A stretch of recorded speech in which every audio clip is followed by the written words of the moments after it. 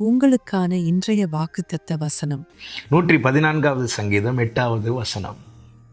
அவர் கன்மலையை தண்ணீர் தடாகமாகவும் கற்பாறையை நீரூற்றுகளாகவும் மாற்றுகிறார். கர்த்தருக்கு மகிமை உண்டாவதாக. எவ்வளவு பெரிய தேவனை நாம் தெய்வமாய் கொண்டிருக்கிறோம். கர்த்தரை தெய்வமாய் கொண்ட ஜனம் பாக்கியம் உள்ளது. இவ்விதமான சீரை பெற்ற ஜனம் பாக்கியம் உள்ளது.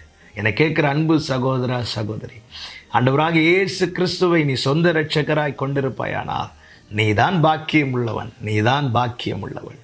கர்த்தர் ஆசீர்வதிப்பாராக. இங்கே சொல்லப்பட்டிருக்கிறது, அவர் கன்மலையை தண்ணீர் தடாகமாகவும் கற்பாறையை நீரூற்றுகளாகவும் மாற்றுகிறார்.